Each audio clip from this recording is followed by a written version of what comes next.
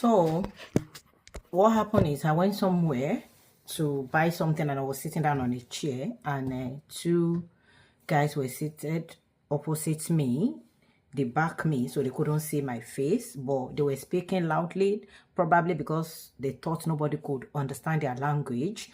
However, I was hearing everything they were saying, and they were talking about, and first one was asking the person that, how is that lady now? When did you hear from her last? And he was saying, I don't know where she is. I've not heard from her for a long time because I decided to end the relationship. And the person asked him why, and he said it's because I discovered she was raised by a single mother. She's from a broken home, and I've pledged that I won't have anything to do with a lady raised by a single mother or that was brought up in a broken home.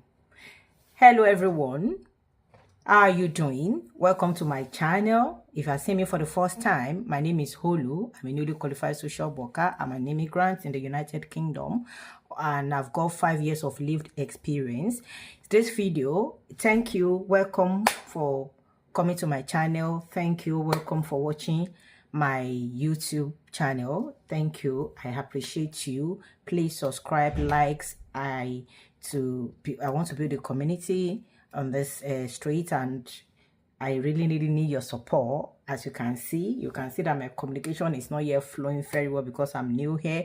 However, I promise you that things will get better. I'm still learning things, and I'll get all necessary equipment that will make this channel to a standard that you will enjoy, you love. I want you to feel at home here. I intend to build a good community. So as I was saying, this video is about my opinion about that conversation that says that single ladies or single women or single men or children that are raised by single mothers or that are born in a broken family, they are not fit for marriage. They are no good people. That no matter how much you deal with them, no matter how understanding you are, no matter whatever you do, they have that mindset of divorce, and the marriage cannot work. And I want to tell you this afternoon, based on my own opinion and my own perspective. I'm not saying I know much than you. I'm not saying that and I'm an epitome of knowledge or I know everything. You know what I mean? However, this is my own opinion. This is my own perspective due to my own lived experience as a woman raised single-handedly by single mother. Yes, I was raised by a single mother, and I can tell you, I've been with my husband now for 17 years of friendship and 16 good years of marriage, and I'm not enduring the marriage, he's not enduring the marriage. And I can tell you, like, that mindset, that perspective is biased. Get to know people for who they are. There are a lot of people that were born in a home where both parents raised them. Both husband and wife joined together. They raised them. Their house was harmonious, was loving when they were growing up. Yet, when they became an adult and they got married, they couldn't even hold marriage for 1 year, 2 years. There were so many children born and raised by even pastors, GOs, deacons, leaders in the church, leaders in the mosque, leaders of different faith households, and they couldn't get it together when it comes to marriage. Marriage is peculiar to an individual. Marriage is peculiar to people's perspective of life. Marriage is peculiar to people's values, the way they see things, the way they understand things, their mindsets. It has nothing to do with maybe whether somebody is raised by a single mother or whether somebody is raised in a broken home.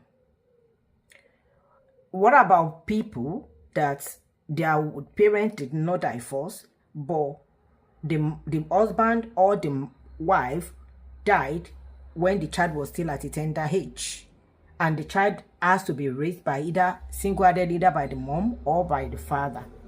Does that mean they are not worthy of love? Does that mean that their mindset towards marriage is divorce is not good, their value is not worthy, or they are not worthy as human beings? Marriage has to do with individual intentions. Marriage, successful marriage, has to do with individual knowledge, intentionality, values, the desires, their heart desires. I am telling you.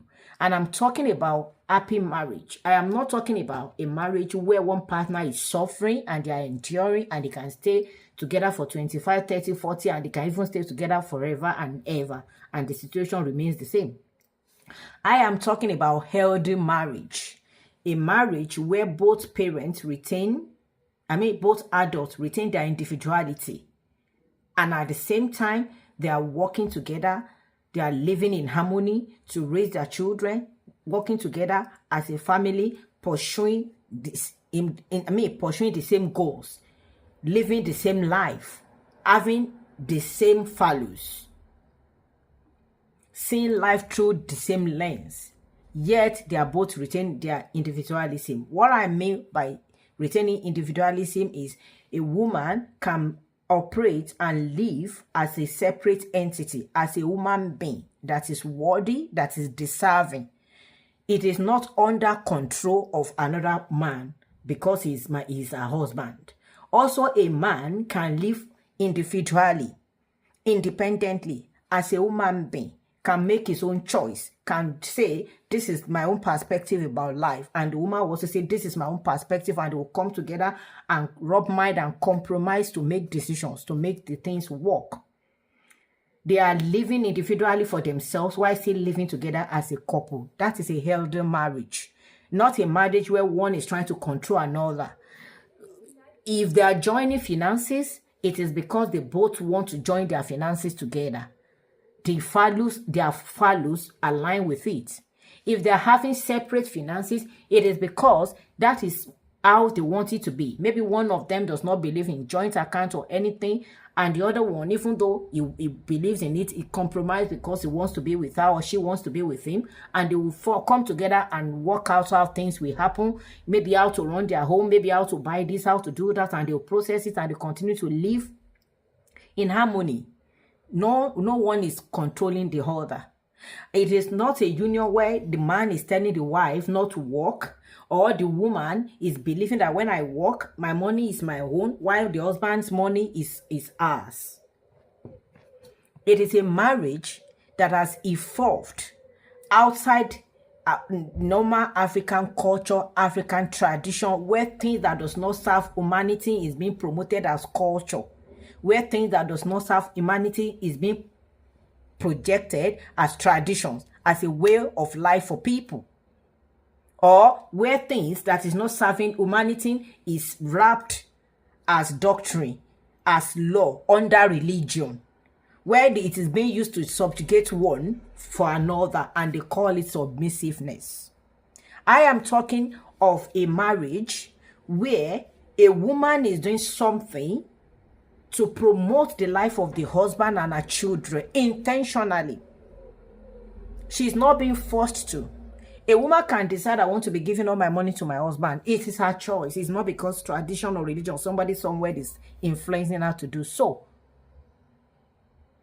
And a man also is doing all he can for the children, doing even for the wife, buying cars for his wife, doing that because he wants to. Not to prove anything to any human being, not to prove anything under tradition that I'm a man, I have to carry the burden of the family, I have to shoulder the responsibility of my wife and my children, and he works until he falls down and collapses. I have children who are boys, and I have a child who is a girl. I wouldn't want my children to meet any woman with such mindset that a man needs to work and our own money our own money. I wouldn't want my children, my son, to meet a woman that will have that mindset that a man needs to provide for all our needs because a book says so, and provide for all the children and buy all her heaven because his money, everything is her own, and he's the provider, and all she has to do is to be kneeling down in the morning and say good morning and prepare food and all that. Even if the woman wants to work and die, she will remain at home and be sleeping and say, I'm taking care of the children, I have no responsibility. And they say, because I'm a submissive man, that is how God says it. I wouldn't want my children, my boys, to marry such women. And also, my own girl, I wouldn't want her to do the same thing to another person's son. I wouldn't want her to depend all her life on a man. Even if she wants to do this, wants to make it, it starts to be the man. Number one, it is not good for our mental health. It is not good for our sense of identity, because the level of confidence that we have in ourselves as a human being, the level of our self-esteem used to come from such things. If your basic things of life, or whatever it is that you desire in life, you need to depend on another person to make the provision for you, your level of confidence and self-esteem, no matter how much you try to project it that it is high, it is there, no, it is not, because you are at the mercy of that person. Yes. There is this passive aggressiveness towards you anytime that person is not feeling happy or is not getting what he wants from you, whether you like it or not. A woman having a job to do on her own is a form of power, and you shouldn't joke with it. You shouldn't ever compromise it. So a healthy marriage is a marriage where both individuals retain their individualism while working together as a partner, compromising, understanding, intentionally, with knowledge and critical thinking, doing things.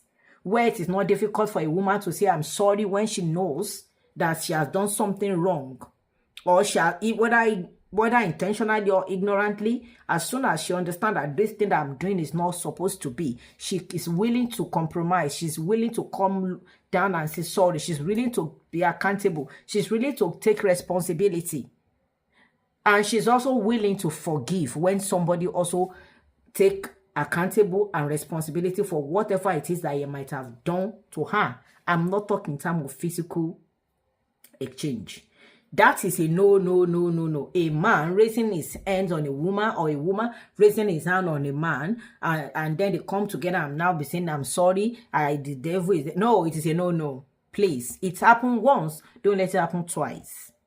And if it happened twice and you've not done anything, you're still remaining there, this is the time that you should try to get around your head that in case if it's happened the third time, what are you going to do so that you won't remain in that relationship? Whether you are a man or you're a woman, begin to look at your life, how it's going to progress individually without the other person, because that is not a healthy marriage. It is a no. If you're a woman, you can raise your hand on a man, there is no respect. If you're a man, you can raise your hand on a woman, there is no respect, is already out of that marriage. And respect is an important aspect of marriage. When things begin to fall apart, when both of you are facing difficulties or challenges in any way, it is that respect that keeps the love intact. It is that respect that retains kindness. It is that respect that retains understanding. When that respect is no longer there, there's nothing you can do. That marriage is not balanced.